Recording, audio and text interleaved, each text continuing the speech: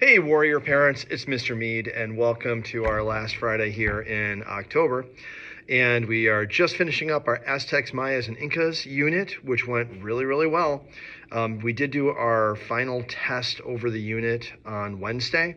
Grades were on the low side, but I do expect that these tests are very difficult. They are standards-based, they are very rigorous, and the kids have not taken tests like this before. That is why I make them worth a smaller number of points than our final projects. I don't remember the average grade for the classes off the top of my head, but somewhere like the 60% range. But the good news is that the projects went very well for the vast majority of kids. Lots of kids earning 90 to 100 points on that, and it tends to very quickly offset a bad or worse grade on the test. As the year progresses, in my experience, the kids get the hang of these tests, which serves them very well on high stakes tests such as the M-STEP test and eventually the PSAT. And college prep tests. So as we move towards middle school, we want to kind of raise the bar for our students and make sure that they're being well prepared for what's to come. And these tests are a part of that. So that's good news. And we've wrapped up Mayas, Aztecs, and Incas. Be looking for their grade for their final project. Should be coming home tonight.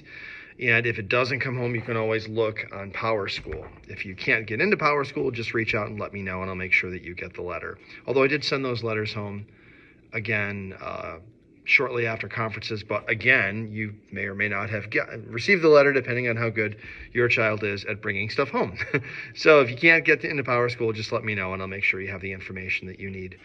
Moving forward, we are going to be studying poetry, which kind of surprised me last year. I actually really enjoy poetry a lot. I always have, but I didn't expect the kids to. A lot of kids last year cited the poetry unit as their favorite. They really like discussing the poems, reading the poems, thinking about it. And as I tell them, poets get to break the rules.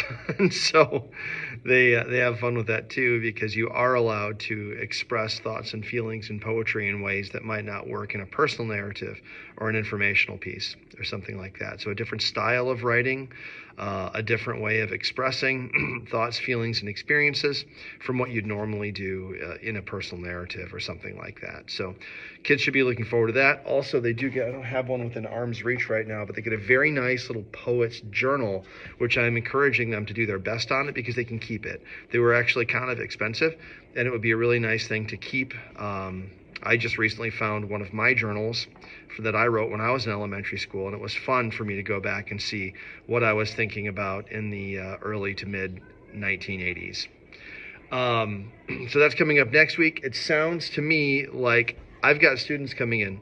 So I hope that you and your family have a great weekend. Hoping Michigan State is able to do something on the football field with the big game. We'll see. And I will see you next week. Thanks so much.